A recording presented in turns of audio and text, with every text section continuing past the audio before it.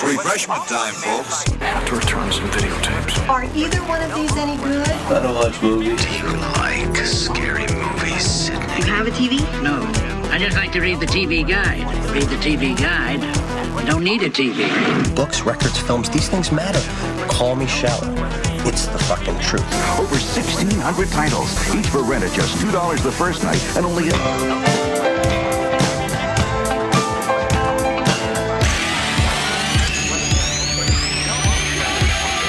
I don't watch TV.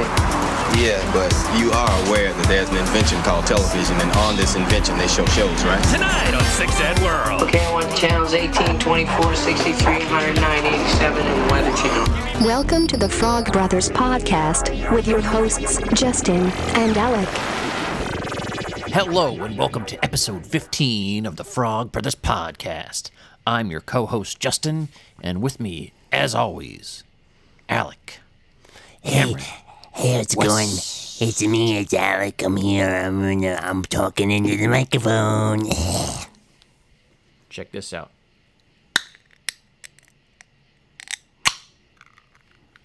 That's for you, Cliff. My friend Cliff's telling me that I need to start drinking on the show, and he thought you should pull an Elon Musk and smoke. Oh, you should have told me that beforehand, because I don't have anything prepared. But I did smoke before the podcast. Well, you can save it for another day. I'm having a Boulevard Beer Cherry Lime Radler. It's pretty tasty. And, of course, I've got a nice cold glass of ice water to keep the pipe silky smooth. Because, you know, my voice likes to squeak on here a lot. So it's been an action-packed week, sir. I know I had a pretty eventful weekend. What was it? Thursday night, I went and saw Back to the Future on the big screen here. Pretty sweet. Then Friday night, I went out to Lawrence, Kansas to visit 1313 Mockingbird Lane, a new and vintage toy store out in Lawrence, Kansas. It's a pretty awesome shop. They have a little bit on a Amazon Prime TV series about toy shops. So if you get the chance, check it out. Highly recommended. If you're not local to the Kansas City metro area, check them out on Facebook. They do some Friday night live sales. So they'll do some live streaming from their site and sell toys that they have on there. But I went out there because I pre-ordered my Jurassic Park Amber collection, Dennis Nedry and Dilophosaurus from the store. And when I went out there, I bought a few other things, including a NECA Stay Puft Marshmallow Man bauble, some vintage trading cards of different varieties, a vintage Raymond Stantz Ghostbusters figure. I'm not sure what the series is. I believe it was from around Ghostbusters 2 because he's got the dark flight suit on. And I also found you an Extreme Ghostbusters Egon mint on card. So that'll be coming in the mail to you very soon. Not soon enough. Oh, and then Saturday I went to a double feature down at the Armor, or the Screenland Armor, which is one of our local art theaters. They do a lot of independent showings. So if you think the things that you like and maybe appreciate about Alamo Drafthouse, if you have one of those in your area, just think this is locally owned business. They have more than one location. One of them also has a arcade bar called Tapcade, and they do some really awesome stuff down there. They're always being innovative and doing cool things and have some amazing art up on the walls in there. That was actually my first time checking it out, but my friend Edgar highly, highly recommends them, so figured I'd give them a shout out. I saw The Craft and The Lost Boys on the big screen in there, so that was pretty damn entertaining. I gotta say, there's a lot of stuff in both of those movies that you just don't notice when you're watching, even at home, like on a high-def screen. You're just not gonna notice the details you will when you're at the theater. Yeah, theaters rule. So, what the hell did you do this weekend? I did a lot of working. This is actually my weekend, so today I went over to Goodwill, found some new VHS. Nothing too crazy. Did find Blade, The Outsiders, Ghost Ship, Found a bunch more Goosebumps books, so I picked those up. Goosebumps. Then I went to Target, found the Michael Myers Toonie Tears from NECA. It's one I had been searching for a while.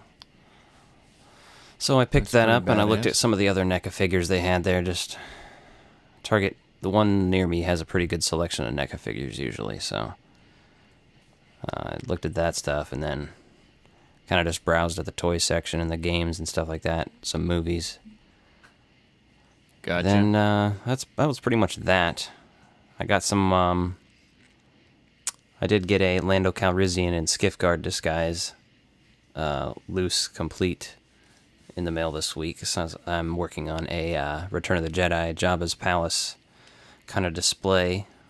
Last week I did get in the Power of the Force Kenner Jabba the Hutt that used to come with a Han Solo figure, but I didn't get the Han Solo figure. I just got the Jabba out of box, but got him shipped for like $10. It was pretty cool. Hey, that's awesome. That'll go nice with your display and your little collection there. Yeah, so I got some more Shadows of the Empire stuff in, the Secrets of the Shadows of the Empire and the game secrets, as well as Star Wars Insider magazine special on Shadows of the Empire, so all you need now is the comics to go along with your collection then. For sure. And then I need the Outrider still, and I need the Shadows of the Empire Slave 1. Oh yeah, I still got plenty of the toys to collect, but as far as the getting the complete story, they say you need the video game, the book, and the comics to get the whole story, so we should be able to do that. So sometime in the future, probably after you relocate to a more desirable location, we will be able to sit down and make a weekend of Shadows of the Empire, all inclusive, all the awesomeness that it can be and should be and hopefully is still to the current times. Yeah. Oh yeah, I have the soundtrack on CD coming in the mail too, so you got that soundtrack coming, and I ordered that. It's also got a vinyl release coming out in September, I believe. But speaking of soundtracks, I also ordered the Lost Boys soundtrack because I just realized I didn't have that. I didn't find any vinyl copies on eBay, but I did find CDs, so I picked that up. Yeah, I'm going to need to pick it up on at least cassette. I need to pick up a working cassette Walkman, too. And I really went over the board and bought a set of Vampire Fangs that are the Lost Boys branded. They were a promotional item from San Diego Comic-Con in the 2004 year when they're advertising the 2-disc DVD set. So real high-class, old-fashioned, timey stuff here. Nice. So, that was back when I was still in a band that was playing actively all the time, so wasn't looking out for double-disc DVDs all the time then, and I think by then I already had it on DVD, so yeah. In the old-fashioned times of being a poor band member, you don't buy things twice. You don't have that luxury, so it's either all going into band and spending time in the band or merch or whatever else, so, and then obviously putting a roof over your head. Nowadays, it's a little more luxurious. It's much funner, like, justifying buying collectibles and toys for a podcast than just saving money for extra, like, equipment and shit, and for, like, shit like T-shirts and, like, you know, shit like that. That's, like, satisfying, but it's not like, this is a different kind of satisfying. Because the payoff is there immediately. Yeah, the payoff's there. Really livens up your living space. I mean, and don't get me wrong, my whole collection of guitars and basses and instruments over there is it's a nice addition to the room. I mean, between that and my 2 proton packs, I mean, fuck, it really brings the room together. But that proton pack really brought the room together, man. I mean, yeah, it's amazing what that'll do for your confidence and just feeling good about life in general, having all those around. Come all the on, time. Not on the proton pack, man. Exactly. You need to rewatch Big Lebowski. We should do some Lebowski Ghostbusters cross-ups, mashups. I can't even talk. I don't know what I'm talking about. John Goodman was in Blues Brothers 2000. That's about as close as it gets. Blues You haven't- Brothers 2000. Let's have a moment of silence for that hot pile of steaming shit that should have been covered by a cat with litter. Yeah, I was about to say. Okay, I but think on I to need a cooler vomit things. bag. On to cooler things and more ways to spend money, because who doesn't need more ways to spend money on stuff? There is a whole slew of Blu-rays and 4K sets that are been announced recently. Goonies today, I saw. Goonies has a pretty high-end package setup that they've got coming out. They also have a very similar kind of setup for Beetlejuice. I believe that case kind of looks like the Handbook for the Dead as far as the casing and everything goes. And they also have a... Was it the Friday the 13th Blu-ray series? It's basically got everything on Blu-ray there for the first time. that like in thing a looks nice fucking collection. nuts. Yeah, so lots of good ways to spend money. Speaking of other ways to spend money, I picked up the gold-plated or gold Ghostbusters logo pin that was a San Diego Comic-Con 2020 exclusive. On my pin board, I've already got a gold DeLorean from Back to the Future 2 and a gold Avengers logo, so I figured that corner can be gold. Figured what the hell, I'll just go ahead and get it. I'm Gold Greg. I was doing a gold Baileys from member. Shoe? But now I went from gold member and you went to gold Greg. Yeah, Gold Greg. The G is silent. I'm Old Greg. You know me. You seen me. You love me. They need to do a NECA figure of just old Greg. No, it needs to be a fucking 2-pack. Old Greg and the Crack Fox together. Sign me up. I'll get that. He needs to come with and one of his accessories can be a funky ball of tits from outer space. The day the funk died. Bootsy Collins. 1979. Yeah, so what I else you got tagged a going NECA. on? What else is new? Just been honestly lusting after more Alf shit, and made a post last night on our Instagram about how I want NECA to do an Alf figure. I saw 'Cause you that. could- I'm hoping they'll react and give us that, because that's well. They could just do a one-off Alf figure, you know? Like, you don't have to do anybody else, just Alf. You could even do, like, 3 different Alfs, like, with different accessories or something, or even just one Alf with a bunch of accessories. I'm game, you know? Yeah, just one Alf. The background of the packaging can be the garage with the spaceship through the roof and all the shit he tinkers with on there, right? So you can give him a radio, you can give him a pickle for the microphone. He's got to have a TV. TV, and obviously maybe some radio equipment as well. He's got to have like a bunch the of CB food. radio. Food, and then obviously he needs the house cat. I say he could probably come with Lucky, and then some of his spaceship parts. He has like a bunch of different little things that they mention throughout the show and shit. Some clothes to put on him. That'd be a pipe dream toy there, so someone needs to make that happen. There was a company that made an Alf toy about 5 years ago, but it was so limited you can't find that fucking thing. It's not on eBay. That sucks. I hate it when you hear about stuff and like all you can find is pictures of it. You're like, does this even exist? Yeah, you can hardly even find pictures of it, and then you're like, God damn. Have you checked Instagram for photos of it? I mean, I know Instagram's full of bullshit sometimes. If you're searching hashtags trying to find something cool, you can search a lot of nonsense too, but you never know. You might be able to find what it looks like. That way for strolling or scrolling down the eBays or the digital shopping outlets, you might be able to know what it looks like and be better prepared. Yep, so I wanted to get that San Diego Comic-Con Gremlin, though.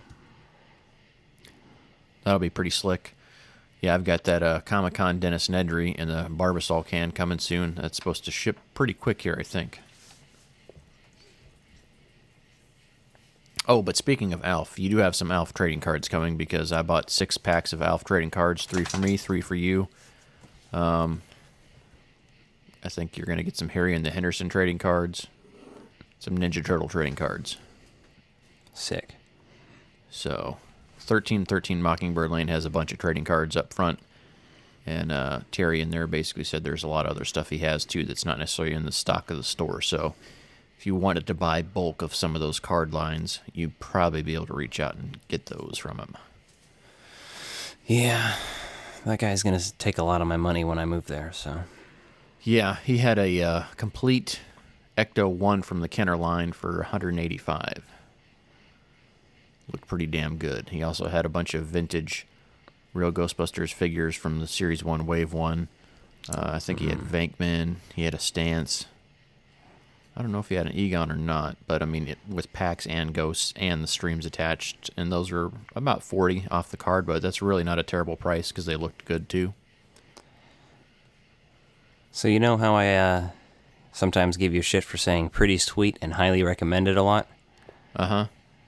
I wrote down because within a minute and 52 seconds of this podcast being recorded, you had said both.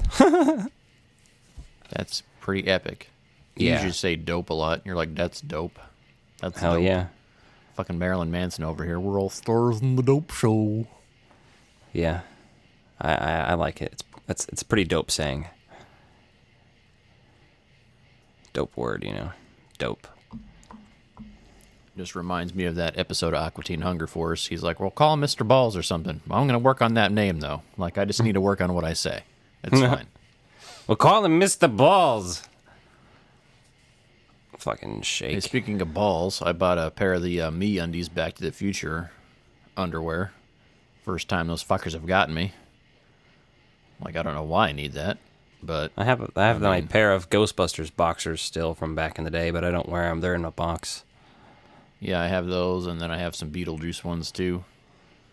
Randomly, the novelty of shit is fun, but these ones are actually the style and stuff I like now, so I was like, God damn it.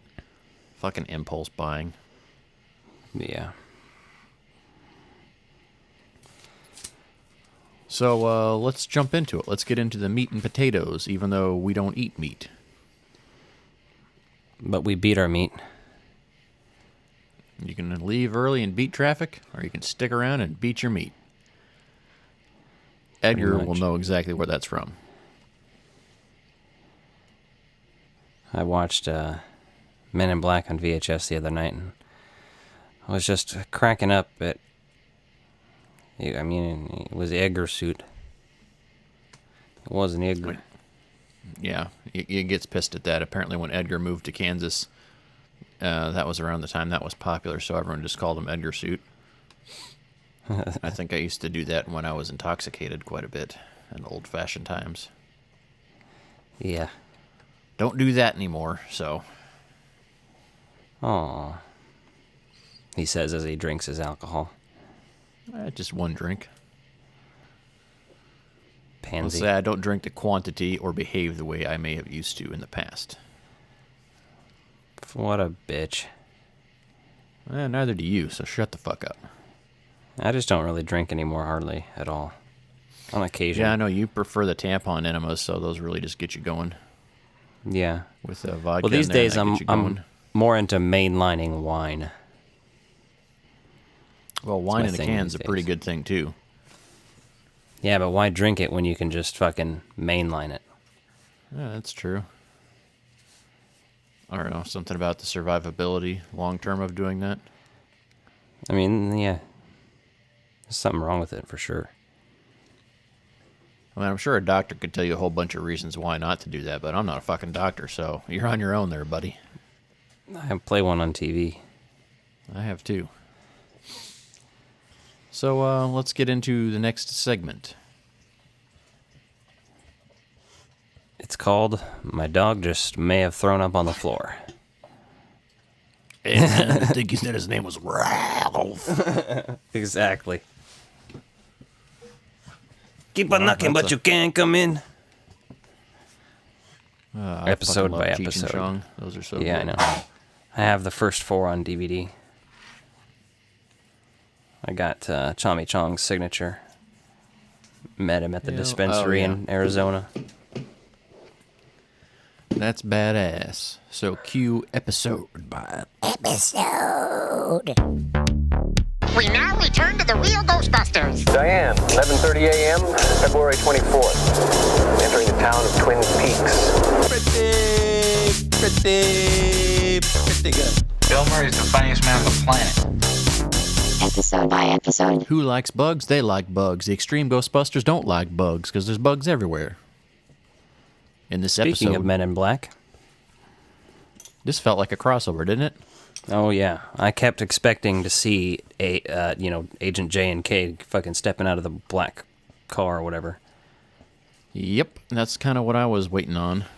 They should have done that. They could have done that with that series and just done it as a one episode, even not naming them, though, just had characters that appeared like them on there, right?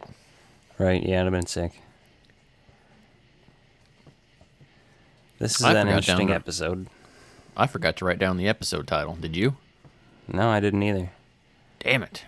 It's the 11th episode on Hulu, so. Pretty lame of us, but, what are you going to do? Yeah, we're terrible hosts. They're either following along, or they're like, God damn it, they're covering this again, and they're skipping ahead to 20 minutes from now. Yeah, they're like, fuck, I hate that show. Fucking Extreme Ghostbusters fans, goddamn losers, sons of bitches, I'm going to kill their families. That's what they're thinking. I don't know about that. That's pretty fucking extreme, but, okay. Exactly, Extreme Ghostbusters. Oh, yeah, that makes so much sense now. Damn it, David. I'm going to smack you upside the side of your noggin.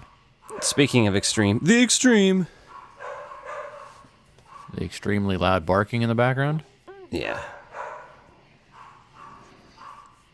So I thought this was an episode of Hey Arnold when it opened, because this big fucking football head having motherfucker opens it up with some other guy that's supposed to... I don't know what ethnicity he's supposed to be. All I know is it's Eduardo's voice actor doing it, and that's the thing about this show is lots of times when these primary voice actors are doing secondary characters, they don't really give too much of a shit because they don't have a lot of speaking lines, so they just kind of covered it up enough that a kid's not going to notice. Yeah. But, that's the first thing. I was like, oh, shit, here goes Eduardo doing double duty. Motherfucker's getting overtime for this episode. Yeah, pretty much. Those were some weird-looking characters, though. Like, the way they were animated, they looked pretty fucked up, so... Yeah, especially the football guy. Like I said, his head looked silly the whole time. And he's in a few scenes there, so... Basically... They're like breaking into a casket or something, that looks like... Typical... Possibly an old Egyptian... Yeah, typical like stuff. that. They're breaking into a crate, and there's some sort of thing in there they retrieve. Turns out to be some sort of a bug. Usually it turns out to be some sort of a lizard. But this bug thing comes in this little... I don't know if it's supposed to be a rock or, amber or whatever the hell it's supposed to be, but, they leave it behind because they get spooked, and then they... All I know is I expected one of them to hold it up and take off his hat and go, because Grant's like me. He's a digger. Yeah, he should have. That'd have made the episode more interesting, a Jurassic Park crossover, because someone let a demon out of amber. That'd be pretty cool. I think I should write for a comic book series. That sounds like something that would be in a real Ghostbusters comics from the 1990s. One of the Goosebumps I picked up today, I've never read it before, but it has, ghost velociraptors on it, on the cover.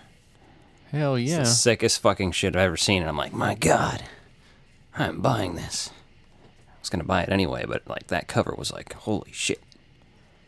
So anyway, back to this episode. Yeah, so then they do the opening credits on there after you see this little bug guy crawl out of there. And it's kind of an interesting character design. I do like the design of that bug character. Looks kind of neat. Yeah. I pretty much always usually like the ghost designs on both of the Ghostbusters cartoons, but this one, it has a different look. They're ghosts, but yeah, like you said, I like the way this one looks for the most part.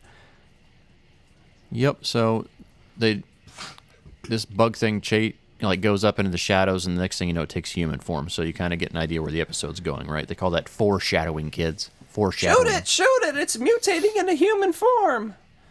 That's how I felt. I'm gonna shoot you, you goddamn mutated son of a bitch. Sorry about your barn.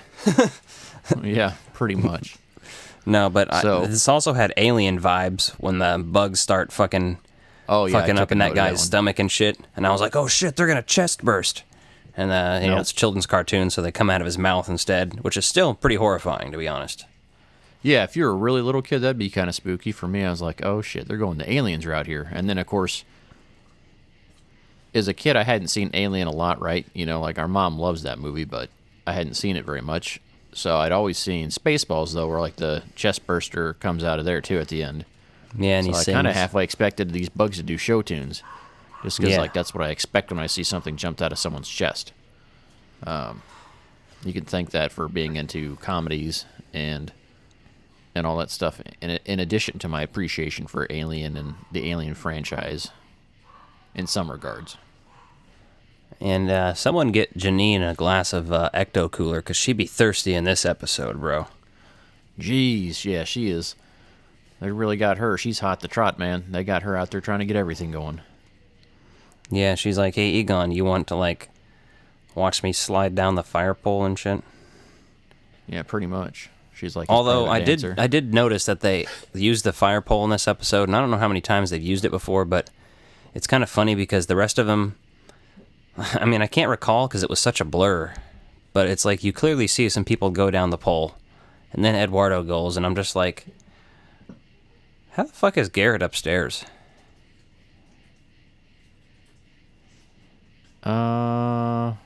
They talk a lot about handicap jokes on here. They even made one later that I referenced. But yeah, they don't really show you how he gets around the fire hall too much. I mean, that's Let alone easily to the explainable containment way unit to say, upstairs. right? Yeah. Yeah, we put in an elevator. Okay, that makes sense. Yeah. But they were sliding down the pole, and it just kind of felt like, all right, if I was Garrett, I'd be like, oh, okay, guys, I'm gonna go take the elevator. So, side note here. So this big-ass spider that I saw in my room this morning and I couldn't find him later. Just found him. Apparently he wants to be part of the podcast. Welcome our next guest to the podcast. We have a spider crawling in Justin's room. Maybe he bit him in the testicles, maybe not. Let's find out. Spider, how's it going? Hey guys, I bit him square in the nutsack. They're gonna blow up because I'm a brown recluse. Spider, are you voiced by the same voice actor who voices Meatwad? I'm a meatwad. Hey guys, I'm a meatwad. Yeah. Chunk of meat or something. It's fucking meat. Like it's a meat wad. Hey, you ever met anyone that got those weird hairs in their toes? You're like the only other guy I met that got those. One of my favorite episodes of that show is when Danzig is in it. Oh, God. That's Have you seen that episode where there's like blood running up the walls in Carl's house? And they sell the house to Danzig because it's all bloody, and he's like, this is fucking awesome. I want to move in right now. Yes, fucking that's awesome. a classic. But anyway, Extreme Ghostbusters. I don't know. I think the reason I keep getting distracted is because this is one of the episodes that feels a little more filler-ish. Yeah, there's some moments into it, right? I mean, the whole Egon thing, it feels just... You know, I know that they, like, hinted at that in the first movie, and you're like, okay, but I just never really felt that, like, they carried on with that later on, right? And the fact that they're still doing this after, like, you see Janine get it on with Louis Tolley, I'm just like... that doesn't seem like it. That didn't play out very well. I don't know why they're still trying to do this. Yeah, it's like, I don't know. It just didn't. It's one of the lesser episodes, but I still felt pretty decent watching it. There was a part where I felt when the monster roars near the end, I was like, is that literally the Godzilla roar from the '98 Godzilla and cartoon that went along with it? That's what it sounded like. Yeah, to me. I think it was the same production company that did the cartoons, I think. So, yeah, they probably had a lot of the same sound effects and stuff from their sound, effects library. Yeah. So, let me tell you. So, there's a part in this episode where the bugs are, like, gassing the room out and Egon puts a mask on. And that was the highlight of my episode because I got to make do some pictures of that for coronavirus and tell people to wear their masks. And that was one of the highlights of the episode because it seemed kind of relevant, and the rest of the episode was like, oh, here's an episode about bugs. Yeah.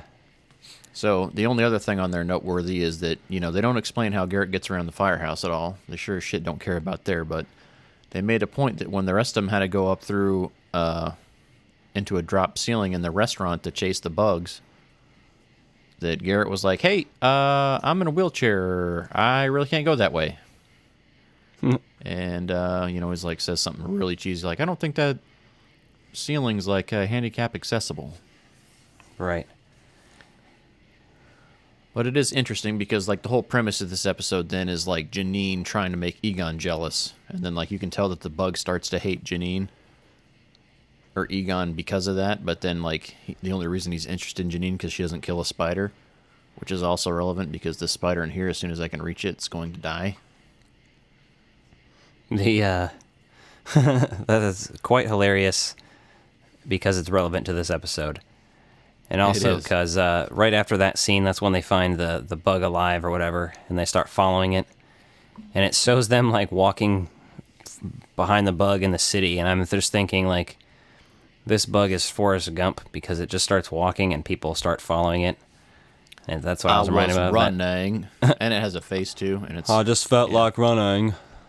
And then all of a sudden, I didn't feel like running no more. So that's hilarious. See if there's anything else worthy on the notes. Don't mind me while I flip the page. Not really. I mean, the episode kind of ends with, Kylie having to tell Egon, if I can just tell Janine you love her and that you want to, like, kiss her and shit. And then Janine's, like, kind of awoken from her thing after she's morphed into a bug. Yeah. And then she takes the trap over to the bug dude and fucking is, like, acting like she's about to have bug sex with him. And then opens her wings and opens the trap and just sucks him and all of his little fucking bug people into it with him. With the ghost trap that you grabbed, yeah. Yeah, so. The only other thing I'd like to say about this episode is that Janine's design, when she turns into a bug, looks a lot like the Queen from the game Killer Queen. They have that for the Switch that you can play. Queen. And so, like, you have this Killer Queen that's kind of like this insect bug that's a killer, and it's female form, right? So the character design heavily, like, influenced that, I think, right? And if not, it's just coincidence because, queen bug or whatever, but yeah, interesting. So I definitely got Wasp from Ant-Man and the Wasp vibes from it, kind of. Yep, I could see that too. Yeah, definitely where the character vibes, right? There's do the female anatomy, like the body style, but then, like, make it like a bug, so yeah. Like, I guess it's not earth-shattering that these designs are all fairly similar, but at the same time, whatever. See how the influence carries over from genre to comics to games to whatever else you might find it in. Oh, pretty much. So, looks like we'll move on to our next segment. What do you mean you haven't seen this film supreme made up of a dream team? This movie's pretty great. You're fucking late. Let's accelerate and get it on your plate. And you don't want us exposing ourselves. And you don't want us exposing ourselves. Exposing ourselves. So this week we're going to be covering the Netflix original movie, A Futile and Stupid Gesture. It's actually based on a book. It was released in January of 2018, directed by David Wayne, who was director of Wet Hot American Summer and Role Models. And it's basically about Douglas Kenney and Henry Beard forming the National Lampoon magazine. And so, this is one you'd recommended to me. I had not seen it, but you'd mentioned it several times over the course of the podcast and just our normal conversations in life, so I figured we'd cover it on here.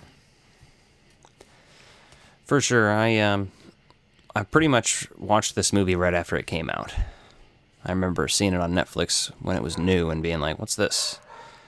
And I like Will Forte, and he stars as Doug Kenney, so I was like, I'll give it a shot, see what it's about. And, it has moments that are kind of dumb here and there, but overall I like this movie a lot, so. Yeah, it's definitely an interesting movie, right? Even just the way it enters, because, like, you're watching this movie, and they show a supposed old version of Doug Kenney, and you're like, wait, I thought he was dead. And that's just a taste of how bizarre this movie gets on its own. But it's not bizarre in a way that it's unwatchable. It's bizarre in a way that kind of suits the story. Kind of makes it break the fourth wall sometimes, where this old version of what would have been Doug Kenney talks to the younger version or interacts with the younger version to kind of do some transitions throughout the movie. It's different. It's kind of neat because I haven't really seen anything I'd say, oh, that reminds me of this or that, because the way the style of the directing and storytelling is. Right. It's it breaks the fourth wall a lot, and for a biopic, that's pretty weird. Yeah, I mean, most people are most aware of like Deadpool breaking the fourth wall, right? So, Ferris see Bueller. this. Yeah, exactly, right? So you've got some of those standards that people know and expect there, but this kind of does it, and it's different. Like you said, it's a biopic, so what are you doing with that? But it does help move the story along, right? So, but one of the things that struck me as great, just right at the beginning, it's like everyone has a fucked up family, and I'm like, amen. Yeah. All been there. Everyone can relate to that, I'm sure. Yeah, that's the thing is, I kept relating really hard to the character of Doug Kenny because of like the struggle of trying to be a creative person in general, trying to make it work with also the personal struggles.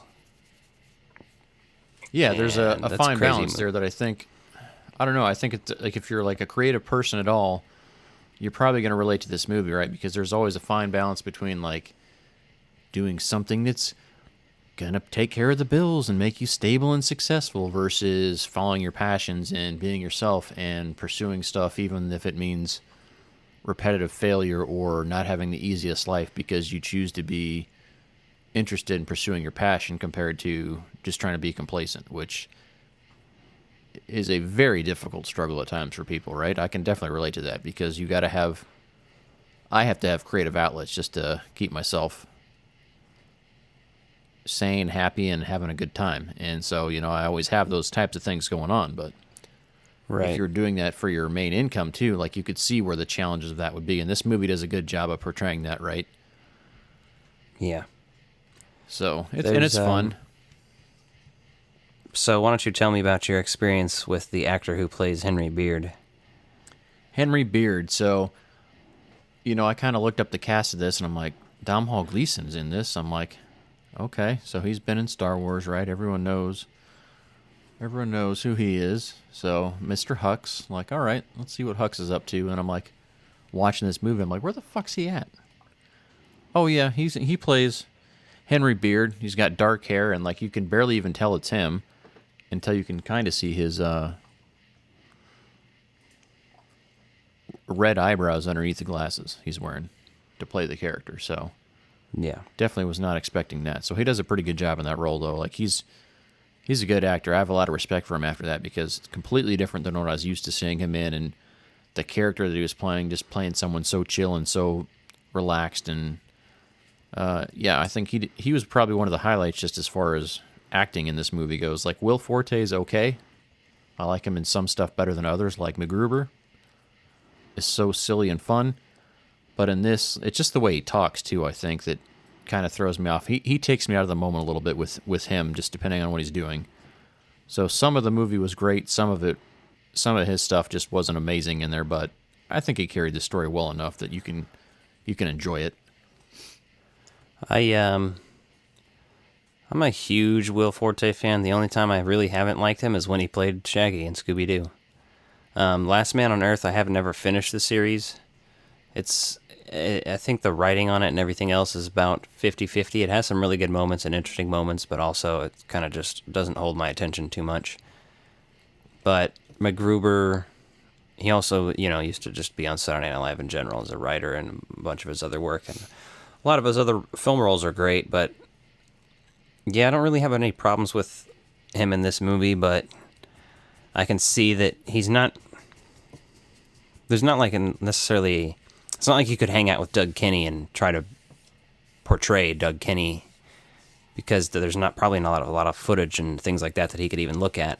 So it often does just sound like Will Forte.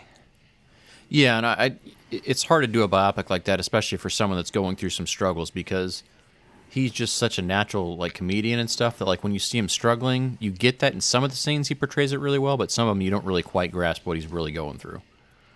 So, I felt like there's some things missing there, but overall, I definitely liked the movie. I just loved how it went through the whole progression of, them being Harvard students, trying to get this magazine started, trying to get financing to start the magazine, and like all the rejection they had to go through, right? Yeah.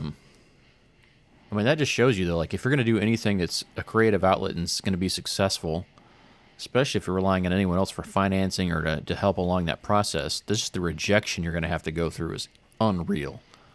So the fact that they show, like, them not giving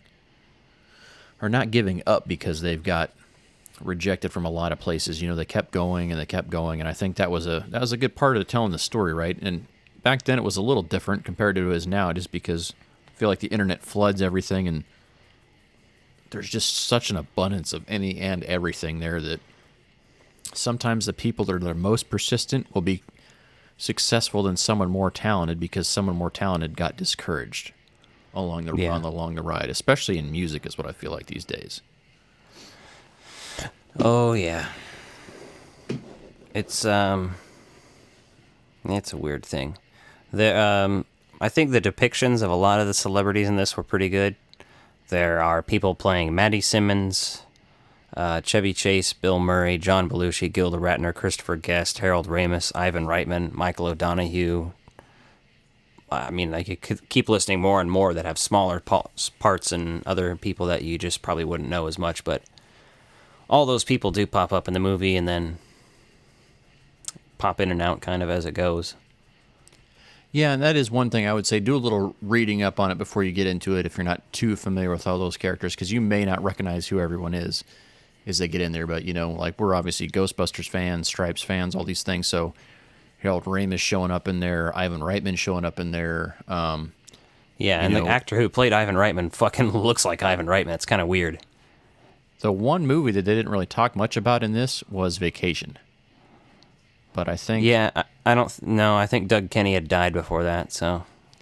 Yeah, but I don't know if the original story that was, adapted, because John Hughes famously wrote for National Lampoons, and I think that's where several of his stories that were eventually adapted into Vacation and Christmas Vacation. Yeah, I just think that Doug Kenny wasn't working at the Lampoon at that point. Yeah, very well could have been. That's my understanding, because I have done a lot of interesting research on this. Because that is very interesting that he started out there, too, because he obviously is thought of as a little more family-friendly. But, I mean, if you watch his movies, he's family-friendly, but he's also has some dirty fucking shit in there, always. He is, but I think he just knew how to adapt his material to a wide audience, though, so... Yeah, for sure.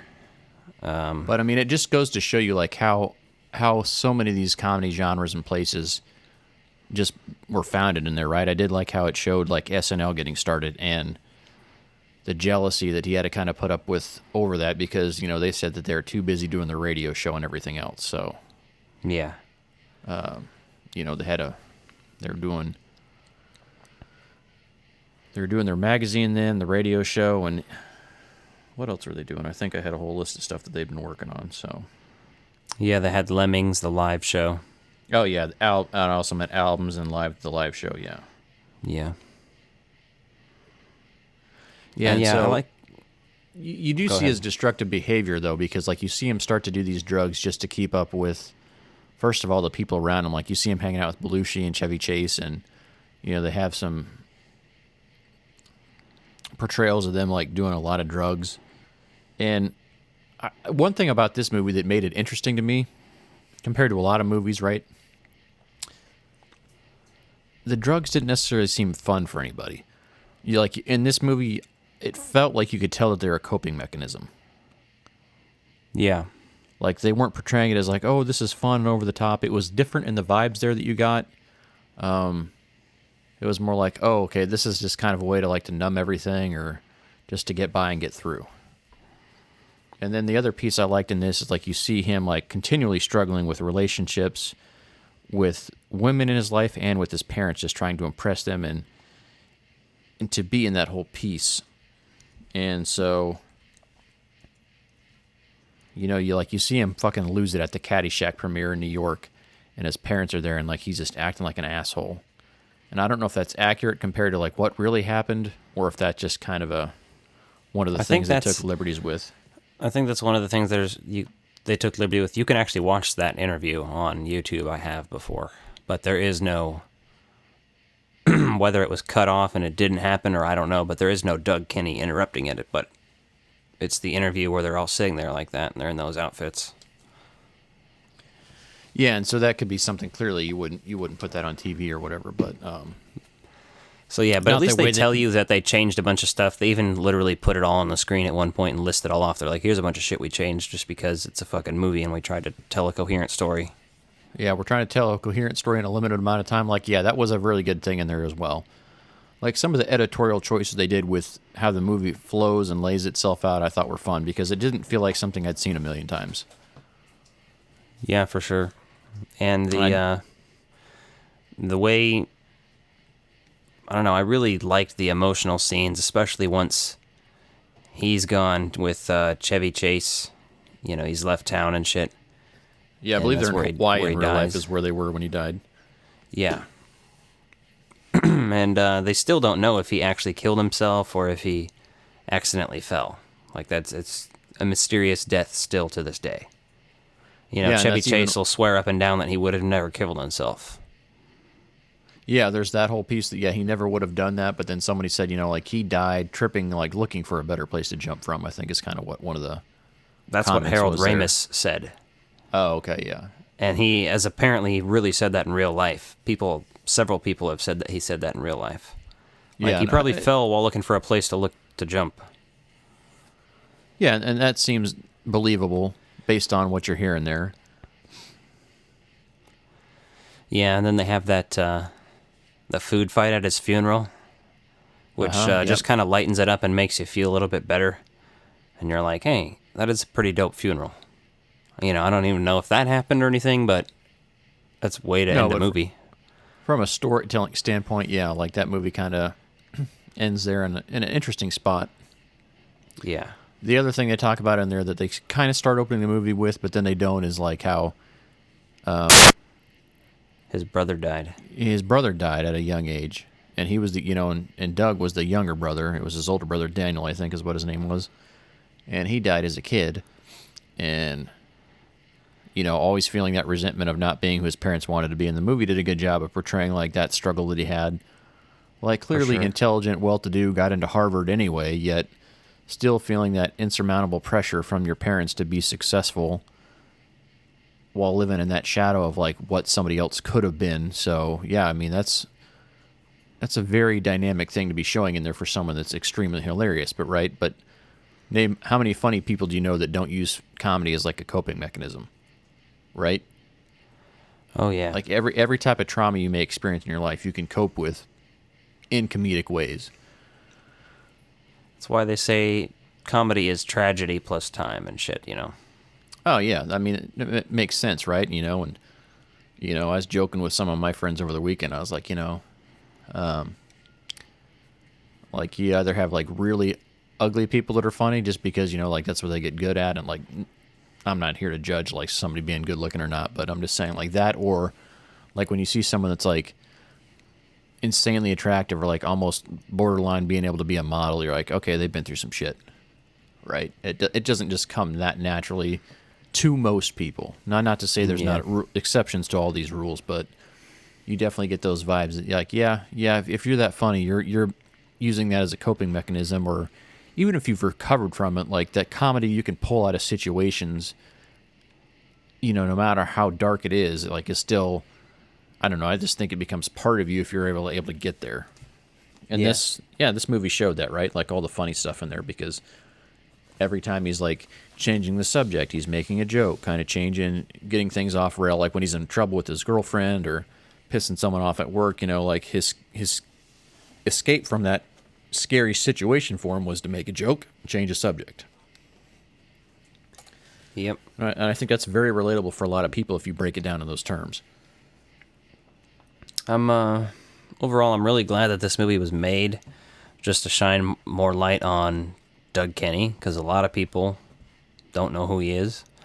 I had heard his name a few times in things like interviews that I've watched about Caddyshack and stuff. And even then, mostly it's Chevy Chase who talks about him. Chevy Chase always talks highly of Doug Kinney, and that's pretty much the only person I've really heard talk about him much, unless I'm searching out information on Doug Kinney. And that makes me wonder, just from a perspective, right? Because Chevy Chase is kind of known as an asshole right now, right? You know? Yeah. And kind of always has had that reputation, or at least just being difficult. But, like, you take someone that's teetering on, like, being decent versus being an asshole, and hearing what I've heard, the stories about Chevy Chase and how he is, especially how he's gotten later over time and stuff, is like, makes so much more sense to know that one of his best friends died mysteriously, right? Yeah. Did he feel guilty for that, for leaving him? Because, like, he left, and then he called his wife back out, and then she had to go back to work too. So, like, he was, like, kind of left out there alone in Hawaii for himself for a little bit. So did Chevy Chase feel really guilty about not just staying there and being there for his friend? You know, because that's clearly one of the things that they show, and they're like, even when he's talking so much shit on Caddyshack, like, yeah, clearly Chevy Chase is a big, you know, got a big starring role in that. So one of your best friends is talking shit on something that he wrote that you starred in. You know, their friendship has to go pretty deep for them to continue on and carry on, like, in the background beyond that stuff. For sure. So I think that probably really had a profound impact on Chevy Chase, right? And if you're using drugs and doing all that shit too, right? You know how the mental health crisis is in America. No one wants to fucking talk about shit or get help for it. They'd just rather fucking implode and go into rehab. But I don't know if rehab works so much on substance abuse than it does with, like, actually fixing the stuff that causes you to be a substance abuser. So did they say at one point, it was like when they're trying to deliver a cut of Caddyshack, that it was like, your cut's over 4 hours long or some shit? Yes, they did say that. Yeah. It's fucking hilarious. I want to watch a 4-hour cut of Caddyshack. Yeah, that'd be pretty sweet. So the other thing I learned about that, right? It makes sense when they're talking about Caddyshack is, much like Animal House is like satire too, like the man in like the state of things in politics and just the coming of age story that Animal House was, is how, like, anti-golf this golf movie is, right? People that golf love this movie because it's funny and it's about golf, but I mean, really what you're taking away is, like, the people that don't take it too seriously, that just screw around with it and, like, make it a funny thing about, like, these people that are so uptight and pretentious about shit, right? And essentially that's what it comes down to, is, right, there's these people out there having a great time. Rodney Dangerfield character, Chevy Chase, you know, like, you got these guys in this movie being completely over the top in different ways. Mm-hmm. And then obviously even Bill Murray in there too. So opposite of fucking Ted Knight, who's the most uptight motherfucker in the movie. Exactly. Yeah, uptight, like, kind of, like, everyone kind of knows someone like him. Like, that's the definition of, like, the white privilege type of person right there. And you're just like, Jesus, what the hell's wrong with that guy? But everyone's probably met more than one person like him before, which is fucking wild. So when you look at it in terms of that, that makes that movie that much funnier when you kind of realize some of the context of what they're thinking when they wrote it. Yeah. I'm literally looking at both copies I have on VHS of Animal House and Caddyshack right now, because those are the two movies that actually got released that he got to work on. Obviously, Animal House, directed by John Landis. We talked about Blues Brothers. Animal House is one I didn't see till I was an adult, but I always knew it existed, but I just never had a reason to see it because it was... I just didn't as a kid.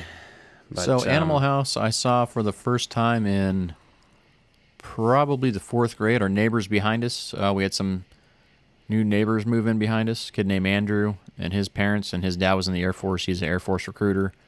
And so he got assigned to be a recruiter out here in Olathe, Kansas, suburb of Kansas City. They moved in behind us and became friends with him. And his parents are a little bit younger than our parents, but not a lot. But he really loved that movie. So, you know, his dad had shown him that, so we'd go over there and watch that. And, you know, he put it on more than once when we were over there hanging out. So, like, that was my first time seeing Animal House. And then, of course, you're like, oh, there's boobies at the beginning, when that's the most thrilling thing in the world. And, of course, as they say in the movie, and, of course, tits. Right. And then you see Ivan Reitman turning around while they're recording it. Yeah. And, like, kind of give a, oh, yeah, I'm looking at tits face, basically. Yep. No, so that was a lot of fun stuff in there, right? And then you can see from their Harvard upbringing. And then the other thing that really kind of made me crack up is that famous cover they show of the dog with the gun pointed at his head, like looking like, what the fuck? Yeah. And like that being like the catalyst for increased magazine sales, because people would see that magazine cover and be like, what the fuck is this? And I can see that now because like that's like a shock cover, right? You're going to get people interested in there. And previous to that, they were arguing over the direction of the art in the magazine. So to see that, like, you know, I'd love to go back and just a coffee table art book of just old magazine covers for that would be pretty awesome, just to see like how that evolved and how that changed over time. For sure. But they probably fetch a pretty price on eBay, those originals.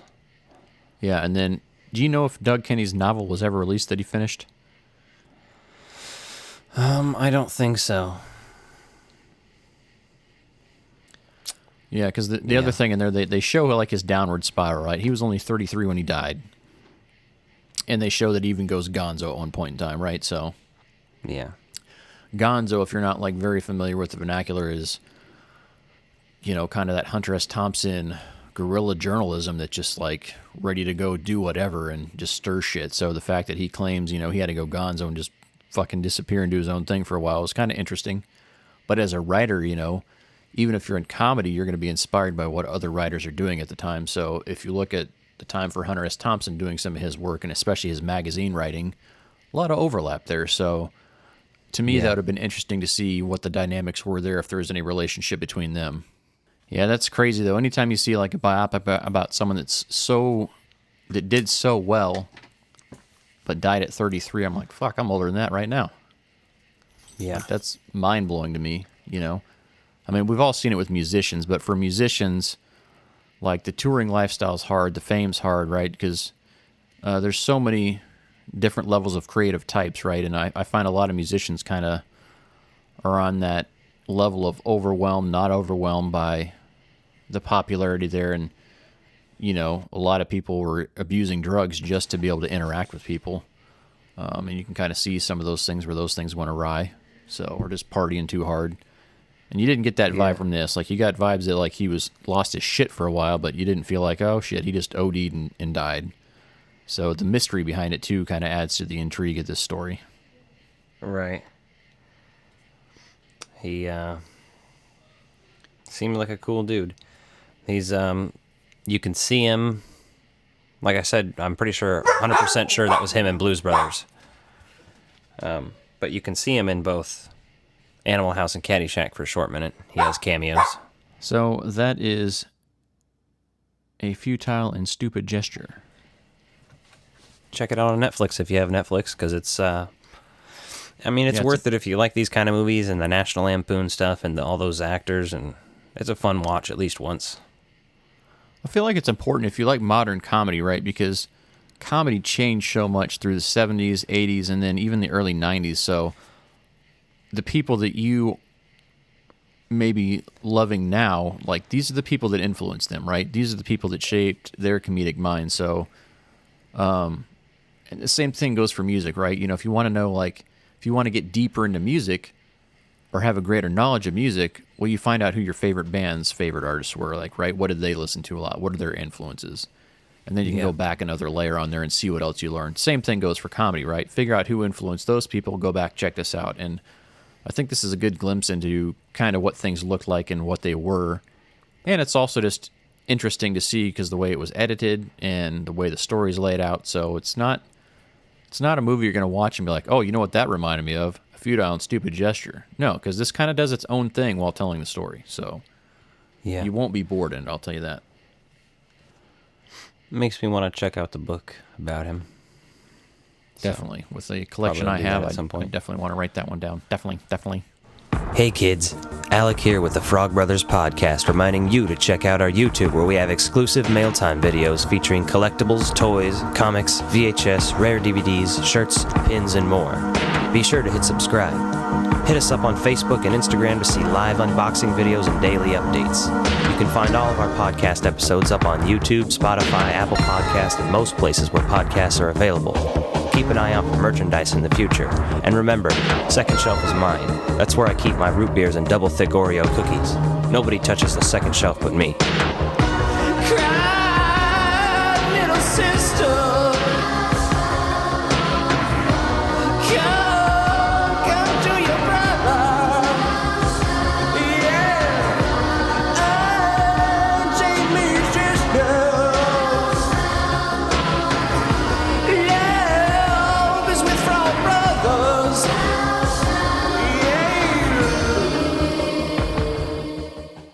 Top five. Top five. Top five. Top five. Top five. Top five. Top five. Top five. Top five. Top five. Top five. This is top five. So, top five this week. We had a couple different ideas, but we tossed around a bunch of different ones and decided to try to do something a little bit different this week. Decided to try to do something with toys. Yeah, we've done a lot of stuff about movies, actors. But this week, we went the toy route because, well, we buy a lot of toys, collect a lot of toys, and trying to find some overlap, something that's manageable to make a top five out of. Vintage Ghostbusters Toys. Yes, because we started saying Ghostbusters Toys, but there's so many new ones now. The last 15 years, basically, we've been pretty spoiled for having a lot of new merchandise in one way or another, especially with the video game and the Matty Collector line kind of morphing over and carrying over through Answer the Call and some of the other lines. So we went vintage. So what we're including as vintage is, for our list, mostly going to be Kenner Real Ghostbusters and Trendmasters Extreme Ghostbusters. So we had both of those in the house growing up. Decent variety of those. And then we're going to just do our top five of those. So, Alec, what is your number 5 vintage Ghostbuster toy? All right. I tried to get as much variety as I could. And as much as I like and love Extreme Ghostbusters, I knew I'd probably only have one spot on my list for anything from them. But I also knew what that would be immediately, which is the Extreme Ghostbusters Ecto 1. It's fucking solid. It is fun. It has a bunch of different weird extra features like toys often do, and especially Trendmaster toys. They always have a bunch of extra different weird stuff, but it's always like extra fun stuff. So it has lights and sounds, which, correct me if I'm wrong, the other Ecto did not. No, the Kenner Ecto 1 did not have lights or sounds. So, therefore, I believe this one is better for that simple reason alone. It also has like 7 different sound effects in there, including a proton stream, has a missile firer under the hood, has a satellite, it comes with a little trap containment unit. I just like it. Yeah, and battle damage from driving, right? Exactly. Do a little off-road or hit some fire extinguishers or curbs or parked cars when you're driving down the streets of New York. Pretty much. It's a dope toy, though. But I put it at number 5 since it's Extreme Ghostbusters and whatnot, so... So my number 5 is also my only Extreme Ghostbusters toy on the list. Mine was the Egon. Mostly just because, to me, that was the character that I knew when the show came out, before we'd seen the show, because I think we found some of the toys before the show was actually out. And so I was like, oh, Egon, I know Egon, so I'll get Egon, right? He carried over to Real Ghostbusters. Yeah. And that was the only figure I ever got from that line. I still have it, like all the parts, the traps, the missiles, and the ghost. And to me, like, that was just kind of it. That was right around the time that Ghostbusters recaptured my imagination. I think I'd seen, like, in a Disney magazine or something, like the Super Ghostbusters like ad coming out soon, right? Like it is a coming attraction for the fall. So I knew it was coming out, but by then they'd changed the name of it or whatever. So that got me to rewatching the movie again, I think, because we had the VHS tape, and I hadn't watched it in a long time because, peer pressure and everything else. It's just not cool to be into that, So, and you're a grade school kid, right? There's always something new, a new toy line to get or whatever else. But when I went back and revisited the movie and saw how funny it was and all the adult jokes that I didn't get before, it was like, oh. So, like, that kind of... Egon carried the torch to bring the old team to the new and, like, kind of bridge that gap, especially being voiced by the same actor, Maurice LaManche, and having that. So my number 5 is Egon, because that just is the epitome of that line for me, just like that classic character still being there when you need him. Yep. solid. What's your number 4? My number 4 is going to be from the first series of Kenner's Real Ghostbusters line, the Green Ghost action figure. Very good choice. Very good choice. Slimer's just fucking classic. Obviously, this is labeled Green Ghost. Maybe there's some sort of licensing issue there. Maybe they just fucking wanted to call it Green Ghost. Who knows? But I don't think they determined that they're going to name him Slimer yet. I think they had the toys. Yeah. You know, I ready mean, before clearly the show. To launch in time with the series launch, right? Lots of times you're going to have stuff put out in advance. Same reason why Right. Extreme Ghostbusters has Sam Hain released, even though he's never on there. He's part of the concept art, so... Which, by the way, Sam Hain was one of the other options from Extreme Ghostbusters that I almost put on this list, just because it was so cool to finally get a fucking Sam Hain figure. At least you could get one in the 90s. And now I have the Diamond Select one that they released, too, because... I'd always wanted Sam Hain figures. Now I have 2. Nice. Yeah, and the Mini-Mates did a really good job with the Real Ghostbusters one, but I just didn't really care for the Mini-Mates style, so... Yeah, that's the only thing that made me want to get anything Mini-Mates ever was the Boogeyman. Yeah. Mm-hmm. I totally agree. But, what's your number 4? My number 4 is Series 1, Wave 1, Peter Venkman. Classic. So even as a kid, right, I honestly, I have no recollection because, you know, I came out in the year the movie came out, and I started watching Ghostbusters when it came out, and so I remember, like, having a handful of Ghostbusters toys, you know, from a very young age on, and I've got photos of me opening them for birthdays and different occasions, but it was even before, like, I guess I really realized how funny Bill Murray was elsewhere, right? When you don't understand the adult humor, you don't necessarily need to know, like, that Bill Murray's hilarious as Peter Venkman. But I just like the way, like, it's just something about the cartoon character, Peter Venkman, and how he was annoyed by Slimer all the time and everything else.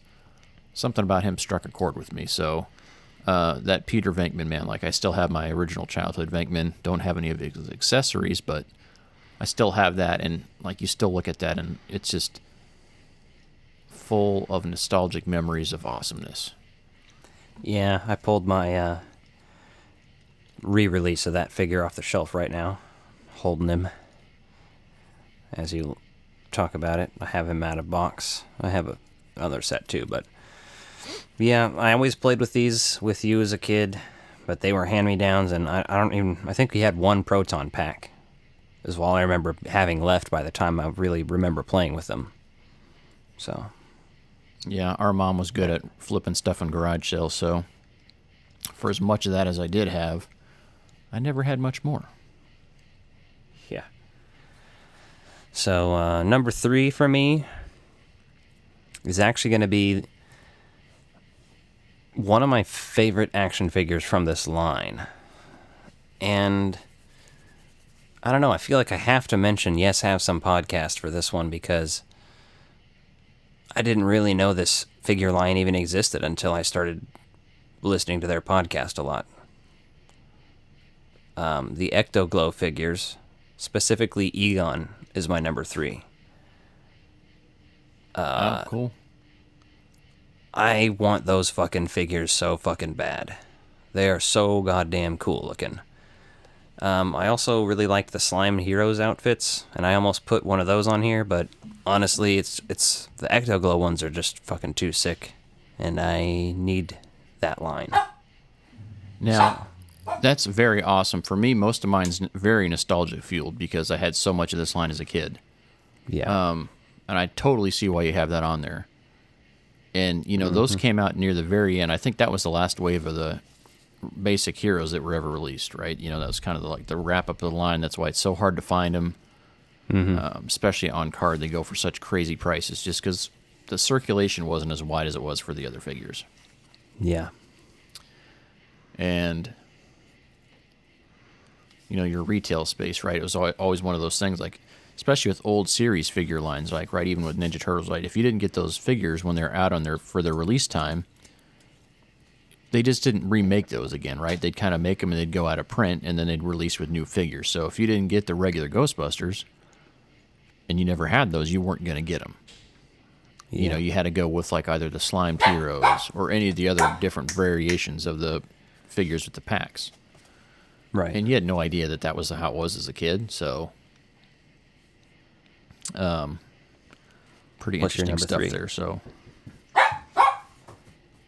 my number 3 is Hold on a second. My bad. Hold on. Fuck off. I'm recording a podcast here.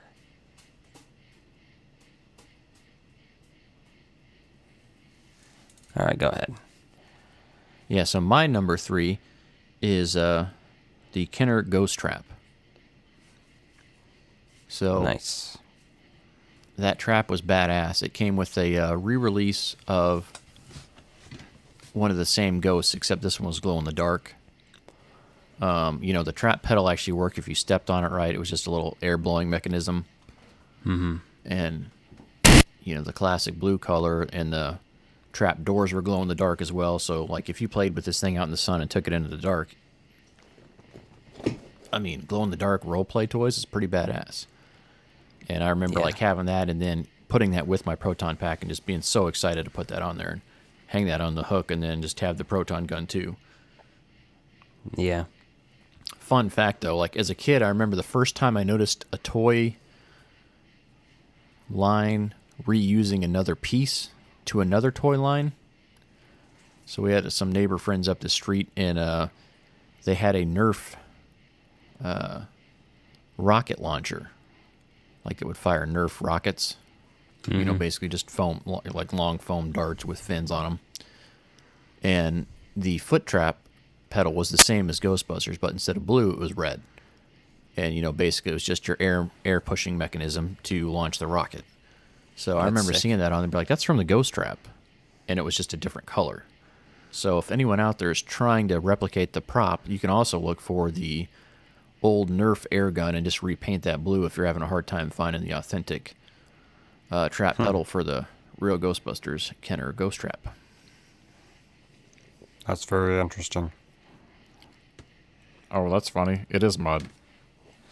So my number 2 is the Ghostbusters Kenner Trap.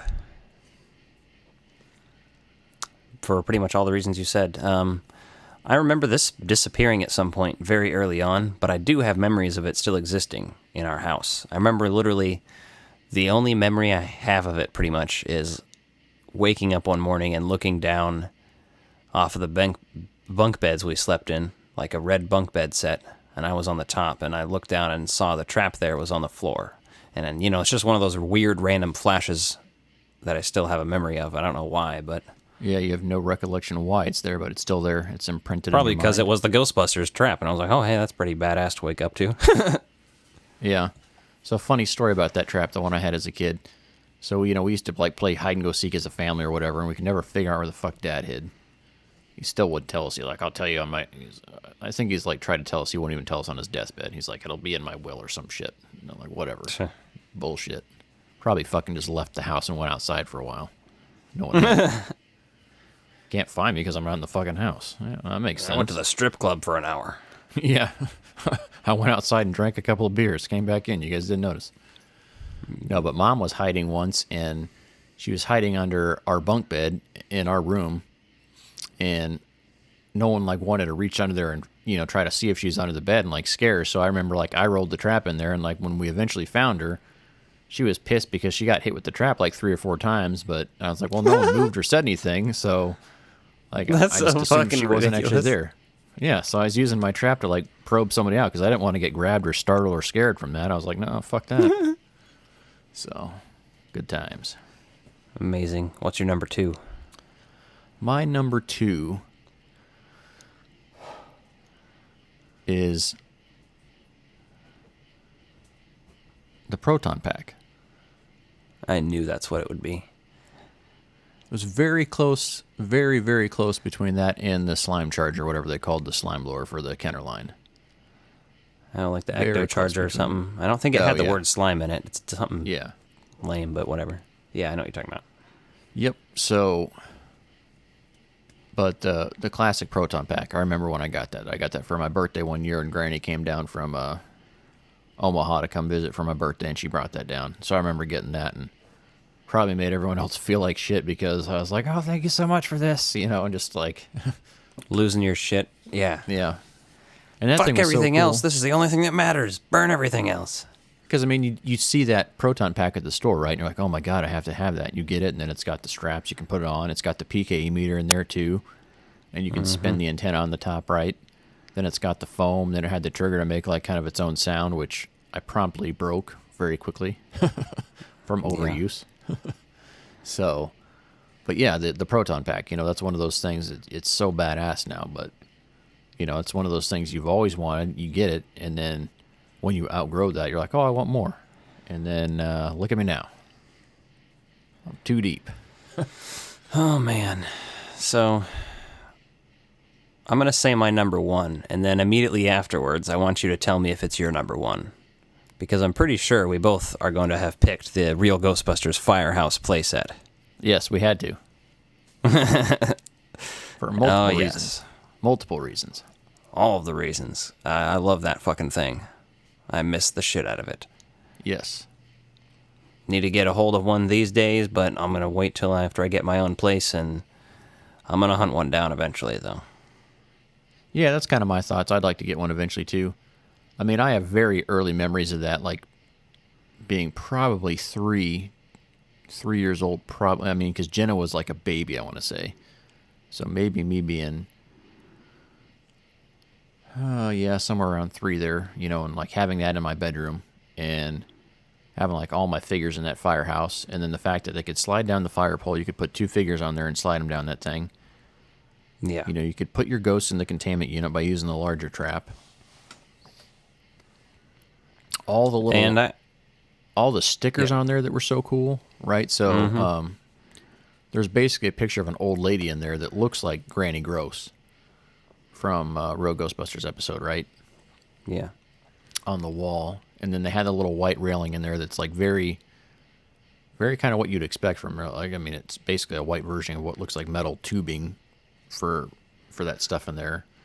And you had 2 shelves, right? You had a middle floor and you had a top floor, and then you could slime them through the roof, and that would slime down from the second floor, or from the roof to the top floor all the way down, because the second floor was only like an L shape or, part of the square in that corner there. So I remember the great thing about this playset is it was very functional as any other things you wanted to play besides Ghostbusters as well. Yes. So I will say, like, right, with 4 kids in the house, I got that when I was really young, and we didn't get a lot of other playsets. I can't think of any other playsets we had. Maybe you had some, but for me, that was the playset we had the longest. I mean, I remember using that for, I remember people being excited because they got Wayne Manor in the Batcave. Right. You know what I used for Wayne Manor in the Batcave? Ghostbusters Firehouse. That's where Batman lived. And that's where the Ninja Turtles lived, too. Right? Yeah, if your imagination works well enough, you can easily pretend that that's an underground Batcave. Oh, yeah. And the thing was, like, the wheelbase was basically pretty similar for the Batmissile Kenner Batmobile. And so, there was actually a set of basically like wheel chocks in the firehouse that you could rest your Ecto-1 on, right? So it wouldn't roll out of the building, which is a pretty smart move for the time. But yeah, you could put that in there. So the little stands they used to put at Pizza Hut in the center of the pizza? Uh-huh. I remember taking those out and cleaning them off and using them as tables in the firehouse. Oh, yeah. We'd use those tables for, like, they'd be tables for any kinds of toys. The only other thing that we even had in the house that was anything remotely like that was Melissa had a dollhouse. And once in a while, like if that was available, I'd use that for figures too, just because it was a house and you had rooms for your figures to hang out in. But right. You get on Instagram today and you wonder why so many people do such badass toy photography. It's because we had these things to fuel our imaginations. And how do you recapture that feeling? By taking pictures of those stuff and making them feel like they're actually part of a movie or a comic or a cartoon. So pretty cool stuff. That was a good top 5. I immediately when I went to write down my initial list, I was like, oh, the firehouse is number 1. Oh, yeah. And then the only reason I didn't put the proton pack on there, I decided against it because it didn't have lights or sounds. It only had stickers, and I was like, okay. And I didn't really ever have one, so I've never messed with one. I accept the Extreme Ghostbusters one I had, but then again, it is an Extreme Ghostbusters proton pack. So it didn't quite look right. It didn't look the same. It didn't feel right, even though it was Extreme Ghostbusters. So. Oh, yeah. So speaking of the Kenner line, because we've got a few minutes here, we're not in a rush. Man, some of those Kenner Ghostbusters toys were crazy because they never made any ghosts that were directly from the ongoing series. But if you've seen the restored version of the pilot, you'll see a lot of influence there in the Kenner toy design. What I want to see is this Plasma series do a wave of ghosts from the cartoon. Yeah, and they very well could. So I would love to see that. I mean, hopefully they'll do a bunch of different stuff. I would like to see them do the IDW versions, as well as, both like the real Ghostbusters, the Extreme Ghostbusters, the Afterlife Ghostbusters, and like I said, these. I mean, I know that's a lot to ask for, but God damn it, give me some Ghostbusters toys. I want the ghosts. That's what everybody's been asking for so long, and it's like, we need a goddamn Boogeyman, a Sandman, a Sam Hain. Those are the three big ones that people want. I mean, there's a bunch of other ones you can give us, too. If you just did those, you'd be fine. That's why this toy line was so interesting, though. The other thing I was going to mention, though, was like in the intro, the pilot version that you can see, and, they have on the 4K release, and you can see on Ghostbusters.com. Yeah. Shows an airplane flying around. Basically, that they made a Toyo that's basically became the Ecto Bomber. But it showed a ghost flying it around, which also kind of reminded me of the plane. I think it was flying around on the Flip Side episode, like when that tornado comes through and kind of throws them to the flip side. So there's a few interesting pieces there. And then one of the last Ghostbusters toys I remember ever getting from that line was the Ghost Sweeper. Right, it basically had a proton blaster on there, but it was like a street sweeper, so it would sweep the ghost up into it with a little cage that almost kind of looked like just like a metal trap lid or whatever. So yeah, and I remember having that because like Mom and Dad must have got it on clearance or something because I wasn't even really, I was way more into Ninja Turtles at the time, and that was just kind of one of the last ones I remember having, but still played with it a fair amount, crossover, as a kid you cross over whatever toy lines you have and make your own universe, so still a lot at of one fun. point they brought me home randomly, like one night they were out and they brought home like a Brendan Fraser from the Mummy action figure along with the guy who played Imhotep action figure, the Mummy, so it was like I randomly got two of those action figures and was like all right, but I ended up using Brendan Fraser as a bunch of other different people randomly throughout time, so. Yeah, and some other toy lines I remember getting into pretty heavy was Terminator 2. And obviously, the Terminator lived in the firehouse as well. But the nice thing was all those I didn't know Kenner you toys, had any of those toys. Oh, yeah, I had a decent amount of them. Not a lot, but I had enough. Because that's one of those toy lines I look back on and I'm like, I might get some of those someday. They look pretty sick. Yeah, and some of the ones I had, I think the NECA's done the re-releases of, like the highly detailed versions of them, and you're like, oh man, that's badass. Yeah, NECA's like their deluxe line or whatever they call it right now. I don't know what it's called, but they have. I've been seeing the T2 box art, and they have the Arnold, and they have a couple other different ones. I think the Arnold's the only one I've really seen. But, yeah, like I said, I'm all about the Gremlins right now with NECA. I can't be. Although, like I said, if I see that RAF and KC 2-pack, I'm going to buy it, but I'm not hurting for it either. Yeah, and that's crazy for me because I definitely had a lot of Ninja Turtles as well, but for one reason or another, I just haven't ever got back into collecting that. And I could, but that's just going to be like a rabbit hole. I know if I go down that road, it's going to be expensive. It's like going down Real Ghostbusters because both of those lines have like a a good period of time with a bunch of different variations of 4 characters. That, and You know then what I mean? the one thing, though, that Playmates did that they really killed it on was just the expanded universe characters, right? Like all the Ninja Turtles characters that were from the show were... Yeah, that was basically all from the show, right? That was the thing with real Ghostbusters is... Aside from the basic figures and Stay Puft and Green Ghost, you didn't get a whole lot from the show. You know, they had different variations of Slimer and stuff like that, but nothing was directly out of the show. Yeah. So that kind of... I mean, that took away some of the fun of the line, but at the same time, it was neat because it was stuff that wasn't on there, so I guess you got to use your imagination more and tell your own stories instead of just retelling stories you already knew. So in one way, I do like when a toy line is willing to take chances like that and kind of do their own thing. Yeah. So that's kind of neat when you look at it in those regards, right? Encouraging creativity and, you know, making your own universe and telling your own story that way. I think that's great. You want to move on to Comic Toast reviews? Sure.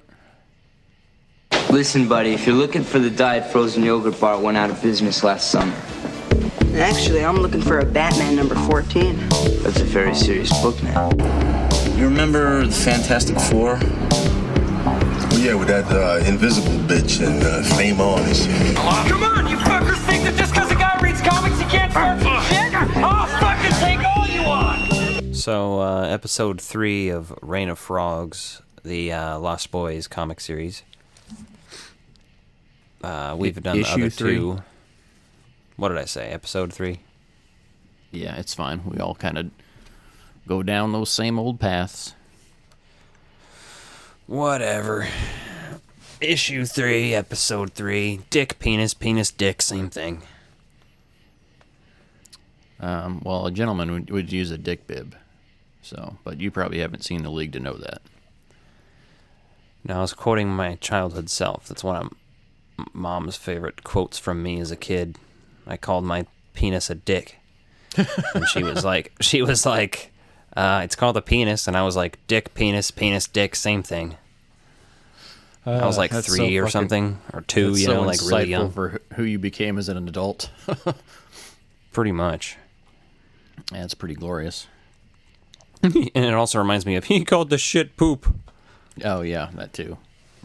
Don't put it out with your boots, Ted. Mind your business, devil woman. So this is probably one of my favorite issues of this so far. It was good. As you recall, we left off on a cliffhanger where you find out that Grandpa is a vampire. And they're alluding to him being the head vampire. Right. And then we find out that that's a bunch of malarkey. He's only a half vampire. And it's a bunch of malarkey. I'm only a half vampire. Exactly. And he still likes his root beer and his Oreos. But here's the interesting thing I noticed. He says something about eating his double stuffed Oreos in this. But he calls them double thick Oreos in the movie. And I don't even know if they made those in the 80s, because I wasn't around in that time period of 1987. But they did, because they had the bright pink packaging, kind of like they used to accent it as like accents on it now. Like back then, it was like way brighter pink, so you knew that was the double stuff. But I don't know if they were called double stuff. I'm pretty sure they were always called double stuff, but that's something a fucking grandpa would say, though, right? That's such a grandpa thing to say, my double stuff, or my double thick. Yeah. So they should have got that right, because that's what he says in the movie. He should have called them double thick still. But yeah, I thought it was interesting how he's half vampire and he only feeds on animals, and that's why he has, does taxidermy and all that stuff. Yeah, that to me, made about the most sense it could have. That was the only thing so far in this series that I was like, okay, I buy that. That's the only thing I was like, okay, that has logic and reasoning from what we know about this series to where it is now. Yep, for sure. And then some of the back and forth between Edgar and Alan and the grandpa is pretty funny, though.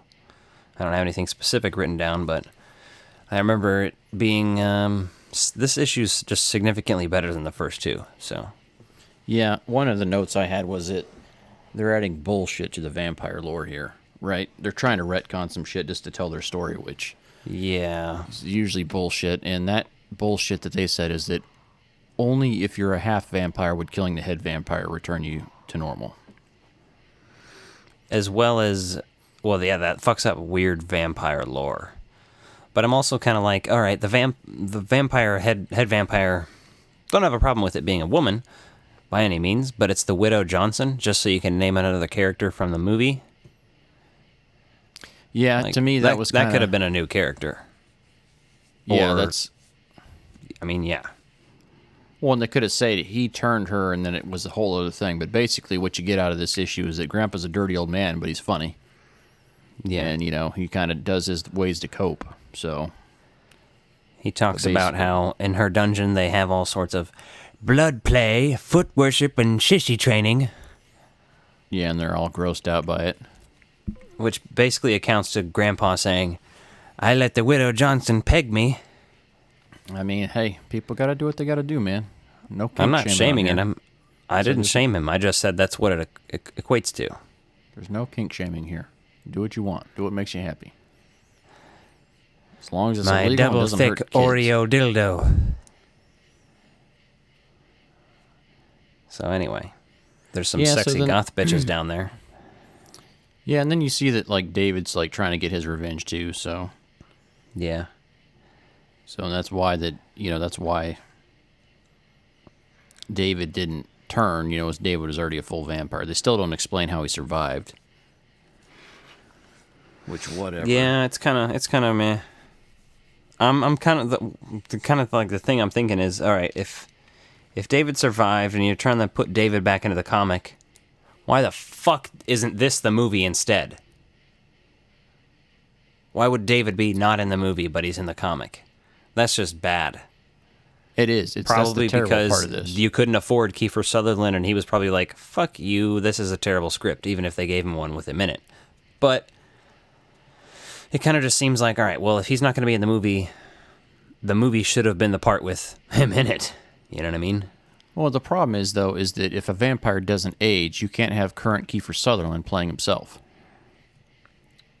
All right, great. That doesn't work. They waited too long for these because basically this series is supposed to be a direct lead-in prequel, catch you up to The Lost Boys, The Tribe. Yeah. So what you do find out, though, is that Alan gets turned right at the end of this issue and admits to kind of liking it. And, then it says to be concluded. So, they end on another cliffhanger here, which for a part Alan's miniseries. like, she pegged me, and I kind of liked it. So, there's a few things in here that really kind of stood out towards the end of the issue, right? It was extreme heavy From Dusk Till Dawn vibes of the Titty Twister. Like going down to the dungeon of, like, stripper vampires, basically. You're like, okay, it's kind of been done, but I mean, I get it. That's kind of one of the tropes of vampire lore is like that sexy vampire female, or that sex appeal of a vampire, the youthfulness of living forever and all that. But at the same time, you're like, do you have to be so cliche? You'll never grow old, Michael, and you'll never have trouble getting erections. Yes, exactly. And then the one thing in here that really made me cringe, though, was the Scarface joke. You say hello, my little friend. And you're like, I didn't mind it too much. Only because I know that the Edgar and Allan Frog's characters in general are kind of based around 70s and 80s like action movies and heroes, which, I mean, Scarface is more of a drama than an action. But that scene is, it just seemed like it just seemed like a cheap, cheesy throw in there to try to throw it in there and make it feel like it was in the 80s, right? It didn't really feel like it did much with the story as to being like a little nod to like a very well-known movie. So, no, they could have probably thrown in a more intelligent line. Yeah, I was gonna say, I'm sure there's way better. I mean, shit, they could have even done like a Terminator. Like, I mean, you're terminated, asshole. Would have been a way better line to throw in there as a something like that, right? Fuck you, asshole. Because you told me to. He'll live. Yeah. Because you just can't. I watched those on VHS pretty recently. I have the 2-pack from, remember buying it at Best Buy as a kid, but it's still the same 2-pack I had. Yeah. I love it. Hell yeah. It was around the same time that I got that Mortal Kombat soundtrack on CD. Around that same era. Yeah, makes sense. I checked out The Mask on VHS last night, and it's probably been 20 years since I watched that movie. Oh, really? Yeah. And I remember as a kid even thinking, hey, that's the Ghostbusters firehouse. I didn't know then as the differences between the New York and LA firehouses like I do now. But watching it again now, I was like, holy shit, yeah, that's really it from the outside, the LA firehouse and the inside. Oh, yeah. That's the thing, is they actually show you the outside of it, too, and you see the garage. When you get in the garage, you're like, oh, okay, that makes sense, because you're in the interior shots. Yeah, that was pretty cool. I like that. Are. Yeah, that movie has a couple moments that I don't like, but overall it's pretty good. And movies just give me anxiety anytime there's dogs in them and the dogs are doing dangerous things. I'm like, I don't want to watch that. Yeah. So the thing with that movie, and it feels like it should be an animated movie, just with some of the stuff being so over the top. I mean, in parts of it, it almost has vibes of being like a sequel to Who Framed Roger Rabbit. Just well, with that's the way the thing is the idea of presented to you. Yeah, the comic and everything is like that. I haven't read the comic, but I've read about it. It would be cool to read it though. But you know, I kind of get the reason it's doing that is because he's a that's his character is obsessed with cartoons. You know, you even see at the beginning of the movie, he gets home from work and he puts in like a fucking old.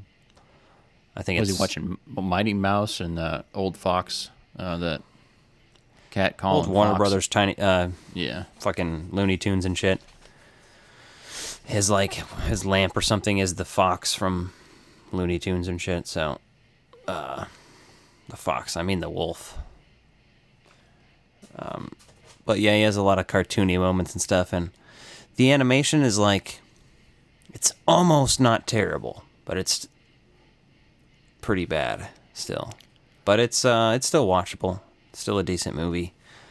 The mix of practical effects in there works pretty well with him actually wearing a, prosthetic mask and shit. So yeah, there's a fine line in the balance of it, right? It holds up pretty well for what it is, but some of the effect shots, that are too CG heavy, like, feel off. But I mean, it's a silly movie anyway, so like you don't need it to have. It doesn't need to look perfect to get the message across. So we should cover that one more in depth sometime, because that's kind of a silly movie that I don't think a lot of people think has aged well, right?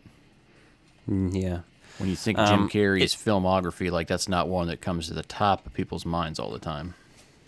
But if you talk to like people in the film world who are big comic book fans, they'll list that as one of the best comic book movies. Oh, because it's faithfully adapted and well done. Yeah, I could see that. Yeah. So, fun fact. So, Son of the Mask. You ever seen that? No, I've never seen that trifling abomination. Why? I'm trying to think. I want to say, my memory could be foggy here, but I want to say we went to that at the drive-in one night, and it must have been like one of the last times I remember going to the drive-in with like mom and dad and like everybody as a family. Because when I was a teenager, I was like, fuck hanging out with you guys. I don't want anyone to know where I come from. That's how I was. I was like, no, I don't have anyone around me besides me. But I remember that the Son of the Mask being so bad that like we actually fucking left the movie. That's the only time I ever remember like being like, okay, this is fucking stupid. And like we just that could be full out left. I could have been there for that. But I definitely have not ever watched that movie really. You would have probably, well, I'm trying to think of how old you would have been, and we didn't even finish it, so that wouldn't say much for anybody, really. So what are your final thoughts for this week? Not much. trying to get my savings together and get moved up to Kansas City. Living in Memphis right now, and I am not necessarily a fan of it, so I want to get up to Kansas City so we can start doing some shit. Get my own place. A lot of stuff like that, so I was looking at a new place for myself soon, and if that's the case, then I'm going to have plenty of room to do some prop making there, because I'll have a nice garage and a nice storage area in the basement. It's kind of like all the same level, so it'd be pretty badass to work on any kind of projects we have there. So Son of the Mask came out in 2005. So I think we all went to that. I was 14 then. But I'm pretty sure, let's see, no, that was before you guys moved. So yeah, I think we all went to the drive-in to that one night or something like that, or I think we tagged along, but it was so bad we left. Huh. Yeah, I don't remember that. That's weird. Yeah, and you may not have. You may have been doing something else, but I think it was me and one of my exes at the time. Would have been around there that we went to that movie. Interesting. I can remember seeing all sorts of movies at the Boulevard. But I don't know if Mummy, that makes for sense, sure. though. Huh. Revenge of the Sith I saw with Mom there.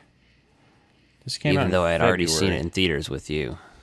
So this says it came out in February, so I'm wondering, like, was it something that just happened to be playing to open the drive-in season? Would have had to have been.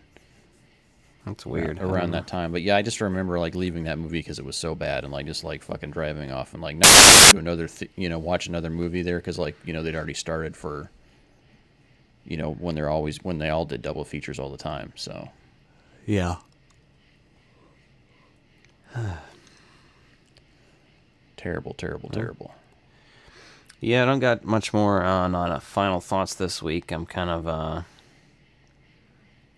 just doing that, trying to get by and trying to work. We had a bunch of robberies at work the last couple weeks, so we're not delivering to a certain part of town anymore. Yeah, that's stressful bullshit right there, because, you never know when someone's going to do something stupid over some delivery money. Yeah, usually I'm having a good time driving around, listening to podcasts. I'd rather not have a gun shoved in my face, so. Absolutely, I can feel that.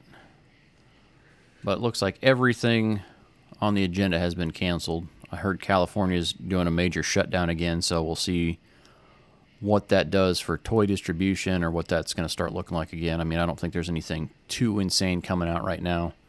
I mean, since it seems to be mostly just the United States that can't get this corona bullshit together, everyone else worldwide seems to be not in dire straits as we are at the moment. Yeah. The next toys that I'm trying to really, really get are those NECA Back to the Future toys, and I can't remember the exact date for those, so. Yeah, I don't know when the release date is on that. The only other high-ticket item that I'm kind of eyeing right now is I really want the Chronicle Collectibles Jurassic Park Cryo Can. And that's supposed to launch this fall. Like, you can still order it right now and do pre-order and payments, and I'm just like, I need to get moved first, and I got some other things I need to handle before I worry about that one $200 item and stuff. Yeah, it makes sense. There's a $200 Gremlin that I'm looking at, and I feel the same way about, so. Yeah, get some cool stuff, but it's not urgent. Some of that stuff will be around for a minute, I'm sure, hopefully. Self-control. Well, that's pretty much it for this show. Give us your thoughts. If you've got a top 5 real Ghostbusters, Extreme Ghostbusters toys, let us know what yours are. If you got a different toy line you want to hear us talk about, let us know. What's your favorite toy line out there? I know everyone's got their different stuff. So, and then if you're in the Kansas City area, check out the Screenland Armor. They're doing a lot of awesome movie showings up there, and they have a really cool vibe. Check out 13 3rd and Mockingbird Lane, which is a Munsters reference for the uninitiated. And check out some of their toy sales. They do online sales on Friday nights. They do some Facebook Live sales right now. They do pre-orders and things like that, and he will do shipping. So support a really badass local toy business, even if you're not in the Kansas City area. Once, however long it takes, once things open back up, we will be participating in some sort of events in live formats, possibly at cons. We'll just have to see what happens and when things open back up and what it looks like. But we were going to be doing more. We're going to be doing more things. We're going to have probably this week, keep an eye out on our Instagram and Facebook. We're probably going to launch a contest pretty soon. I got 5 VHS tapes, and we're going to make some little care packages for 5 winners of a contest we're going to be trying to do. So keep your eyes open. Keep your eyes closed? Was that what you said? I said, keep your eyes open. I was quoting Patrick Bateman from American Psycho. Hey, speaking of Patrick Bateman from American Psycho, the Fright Rags American Psycho line launches, I think, in a few days. So if you're into that, they've got some... I think the quality of the American Psycho line is much better than the Twin Peaks line. I didn't find anything in the Twin Peaks line that was like, oh, I gotta have that. The American Psycho line fucking has some whore for way Twin cooler Peaks, stuff. but there's so many different versions of the stuff. I kind of like the hat. I might get the hat that just says Twin Peaks on it. But the problem with that is people are going to think it's from the restaurant or some shit. Everybody in public's always going to be like, oh, you like boobs too? I'm going to be like, fuck off.